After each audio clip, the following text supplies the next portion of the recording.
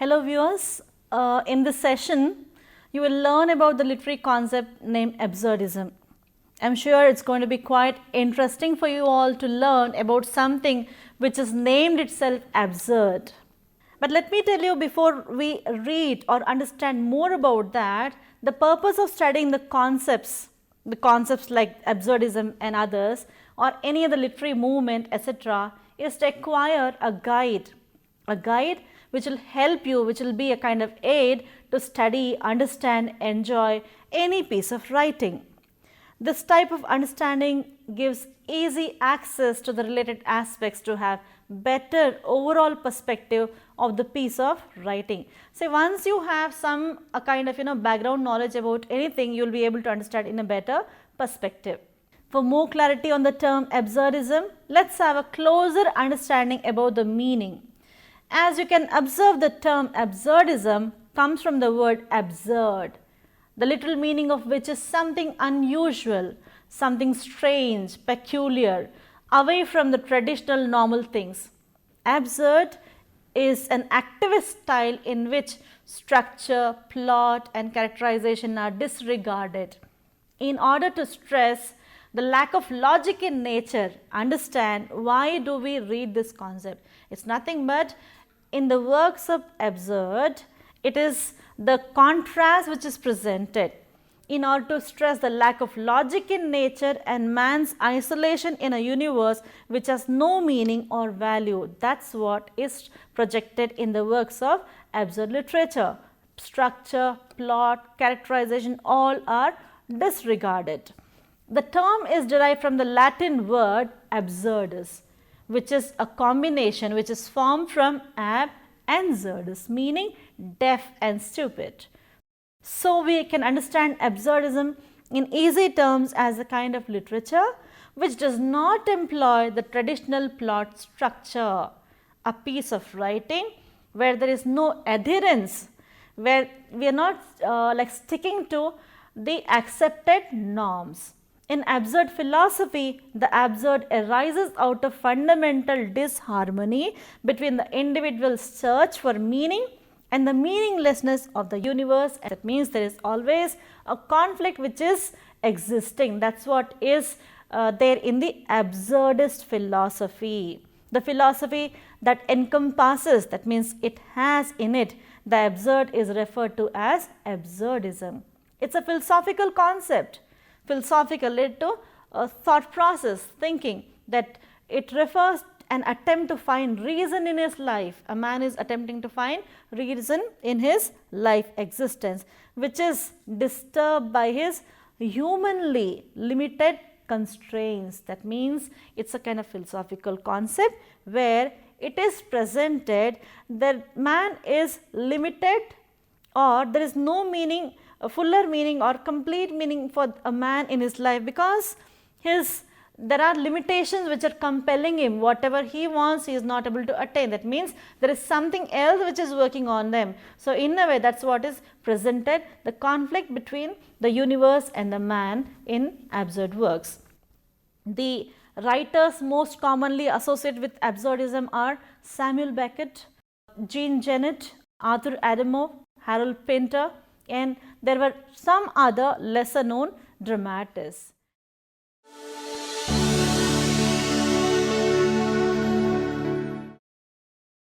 Now, after knowing the meaning of the word absurd, let us look at a term or a phrase, an expression which was very closely related, or rather to say interchangeably used to convey about absurdism, and that is theatre of the absurd. Absurdism and its more specific companion term, theatre of the absurd, refers to the works of a group of Western European and American dramatists. The plays which were produced or written by the dramatists during the 1950s and the early 1960s. The term theatre of the absurd was coined by critic Martin Esslin, who identified common features of a new style of drama. Look, we are talking about a style, but what is the style? There is nothing permanent. There is nothing which is a kind of norm or rule. That is what is the style of absurd. It seemed to ignore theatrical conventions, all the plays which belong to absurd category, there is nothing like adherence to theatrical conventions, and they messed up the expectations of the audience. It's a positive development. Yes, it may be appearing very strange, but absurdism is a positive development in the history of the theatre. Absurd drama subverts logic. It is something contradicting logic. It relishes the unexpected and the logically impossible. The theatre of the absurd became a catchphrase, much used and much abused. What does it stand for, and how can such a label be justified? Perhaps let's try to understand this better. But it will be a kind of attempt when we just look at the second question first. How can you justify that? There is no organized movement. Like all the concepts and movements in literature, they have some sort of organized movement where there is a kind of school or some people who say, fine, we belong to so and so field. But here this is something very peculiar, again absurd. When you go for asking the playwrights who are named, categorized as absurd dramatists, when you ask them, do you belong to the theatre of absurd, they will reply no, because there is nothing like a tradition for them at all. They do not stick adhere to anything which is there as a norm, as a tradition. They just do, they just depict, they just write whatever appeals to them. And these plays are characterized by a departure from realistic characters and situations. The plays offer no clear notion, no clear idea of time or place in which the action occurs. Characters are often nameless, they seem interchangeable. That means a person on the stage is donning the role of one, and after some time something else. So like that there is a kind of interchange in the roles as well. Events are completely outside the realm, outside the control of rational motivation, and they have a kind of nightmarish quality. Both dialogue and incidents appear to the audience as completely nonsensical, even farcical. I am sure a kind of question may pop up. If it was nonsensical, even farcical, why did it become popular? Maybe people were, let's try to understand it in this way, maybe people were tired of looking at the monotony where there is a particular pattern which is there. They wanted to free themselves from all the rules as such and speak something which is never expected and never presented. However, beneath the surface of these kind of absurd plays, there was something which was a bit pathetic and stark. Loneliness, isolation, failure of individuals to connect with others in any meaningful way. That's what was presented. Senselessness of life and death. So something which was stark was presented in a satirical, humoristic way. Theatre of the absurd is concerned with inward reality without stabilizing the influence of a moral perspective. Nothing like a compulsion. This is the way how you have to make a beginning. This is the way how you have to enter the stage on the theatre. Nothing as a something which is very weird to the audience, but then that was expected from the characters. Therefore, in normal sense, it is said to be corrupt. Why corrupt? Because there is nothing like a set pattern. There is nothing like a kind of coherence. There is nothing which you can expect. Unexpected is something which was expected by the audience who are there for absurd play. The playwrights identified with the movement have nothing in common with each other except the rejection of theatrical traditional conventions. Look here, what was common among them? Rejection. What was they rejecting? The common conventions. The practices were what? Rejected by all the people. But nothing they had among themselves common except rejection. Please do remember. Absurd theatre is a theatre of situation as against the more conventional theatre of sequential events. That is something to do with the situation, not the sequence. It presents a pattern of poetic images. Something like kind of bizarre, having a kind of very like tattered or something which is not really in any way coherent is what projected.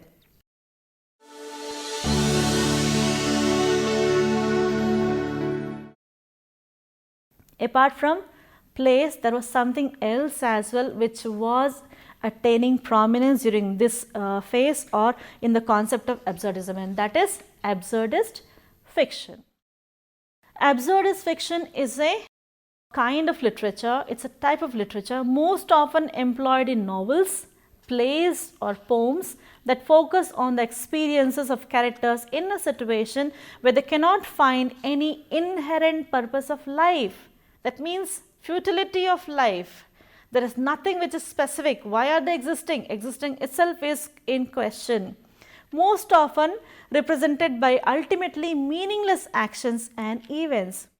In its critique of language and the absurd fiction closely reflects the preoccupation of contemporary philosophy with language, efforts to disentangle language. Language was never really coherent. In a way, what you want to convey by using words, it's all the time lost. Yes, in communication we go for saying, meaning is in the mind, but nothing like that here. What the person wants to convey, he never succeeds in conveying that. Something very, very weird and absurd that existed in absurd fiction. And as a genuine instrument for logic, language is a vehicle. We express our thoughts, our ideas by using the instrument of language. But that language was in a way used to confuse, to present something which is not meaningful at all by the writers of absurd fiction. While a great deal of absurdist fiction may be humorous or irrational in nature, the hallmark of this particular kind is neither comedy nor nonsense, but rather the study of human behavior under circumstances that appear to be purposeless and philosophically absurd. The moral of the story is generally not explicit, not clear, and the themes or characters' realizations are often ambiguous in nature. Additionally, unlike many other forms of fiction, absurdist works will not necessarily have a traditional plot, structure, that is a kind of rising action, climax, falling action, etc. That means all the stages or pattern which is there in the regular plays does not exist in an absurd drama, absurd play.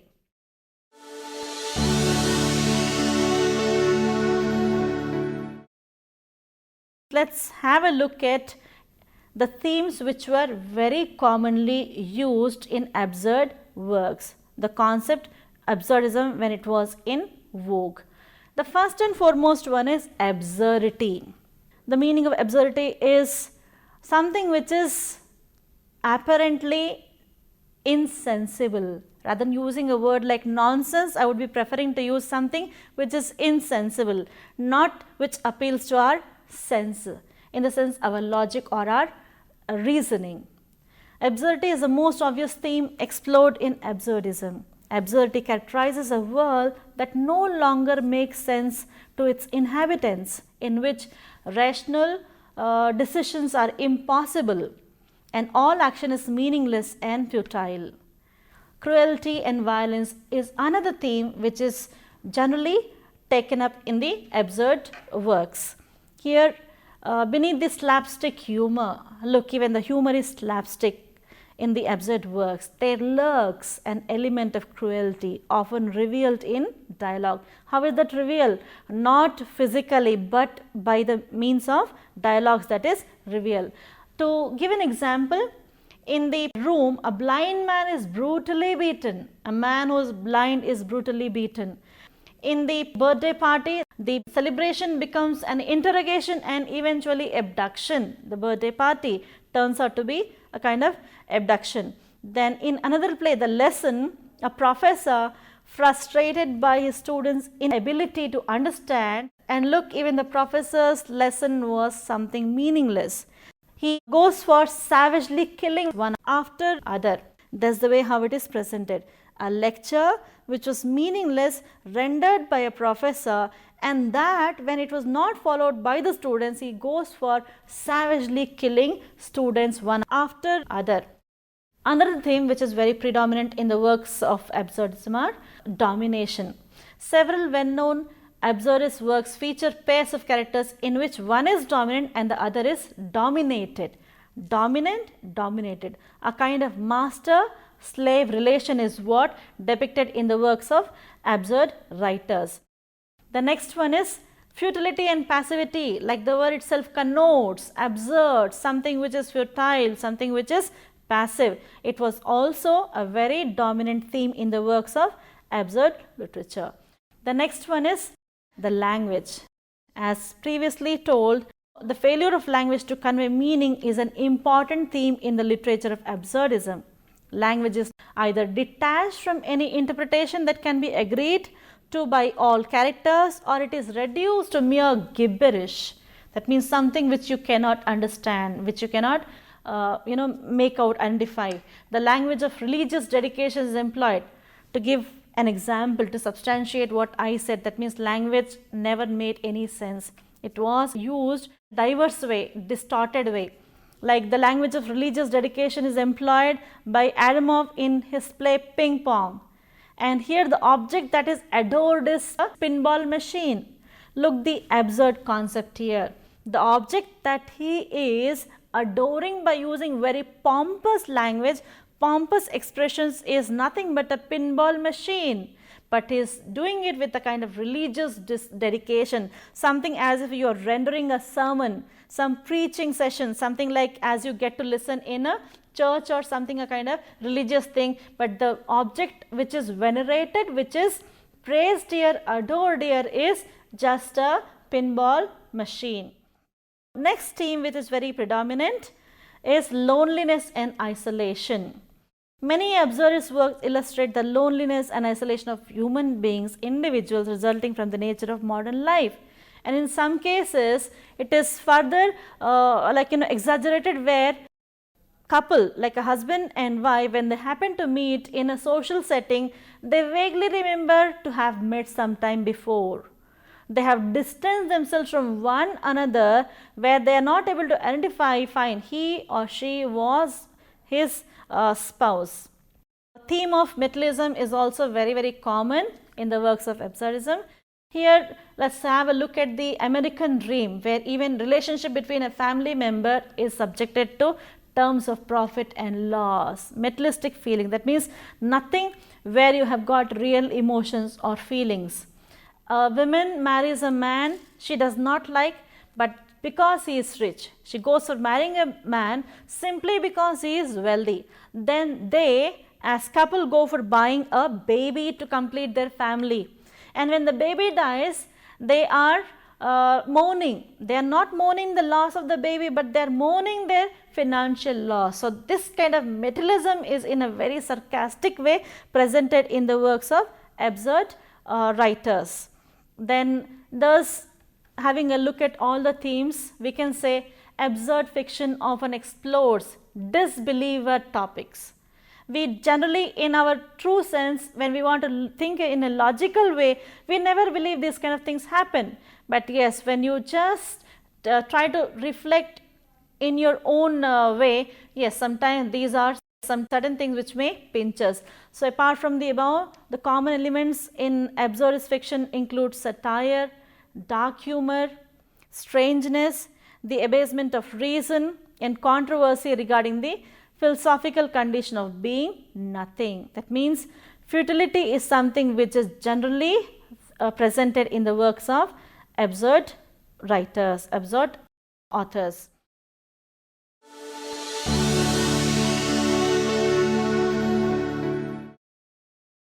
Then apart from this, to understand better what is an absurdism, let's have a look at the style, the presentation. Yes, previously we have discussed there is nothing like a style at all. But then there are a few components. How are they presented? Let's try to understand them from the concept absurd point of view. First and foremost is the character. Absurdism often abandons traditional characters development to offer figures that have no clear identity. That means, as we said, roles are interchangeable. The one who enters in the form of one person may just go for donning the role of somebody else. That means there is nothing like a character development in an absurd play.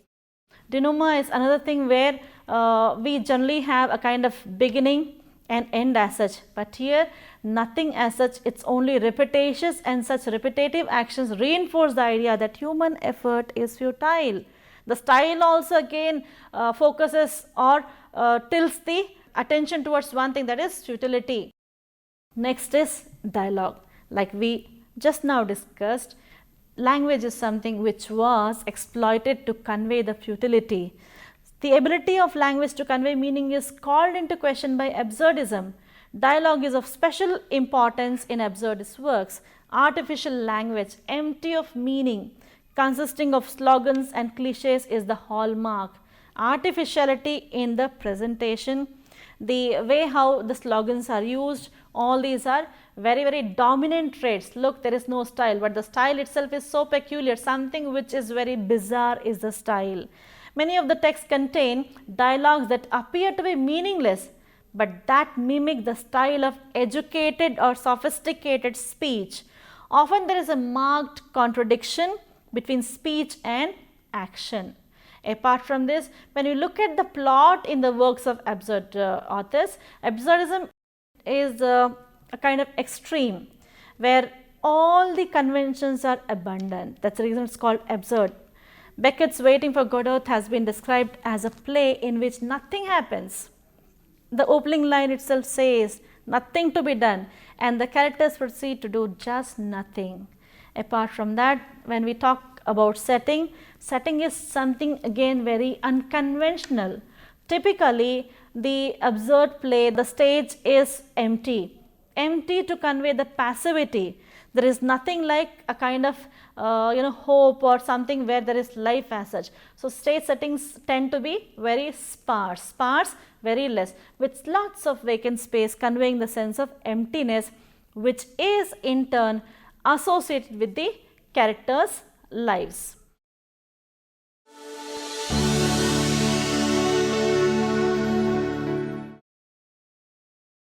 The most comprehensive essay on the absurd is written by Albert Camus, the French philosopher and Nobel Prize winner. According to him, the world is not essentially absurd, and neither is it definite to the individual. The absurd is itself the lack of communication between the two parties. The interaction between the individual and the world gives rise to the absurd, because neither can be condensed to the other's reality. That means all the time the creator and the creation is in conflict with one another. That's what is presented by Albert Camus. And to re-emphasize, to hyphenate the same, he goes for taking examples from real life. And the examples which are taken by him are 6 in number, and each one is just something which we encounter in our day-to-day life. He says the first instance is something, a feeling of void is very absurd, and the second one is mechanical living, monotony. That means there is nothing like something to look forward to, feel good factor, something very passive and monotonous is also speaking about absurdity of life.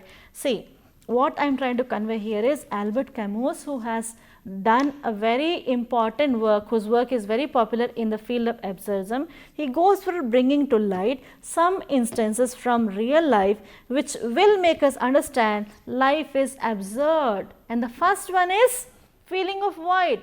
When you are leading life all hail healthy, when you feel futility, when you feel there is nothing to look forward to, it's absurd, he says. We are alive, but still we feel there is a kind of void in our life.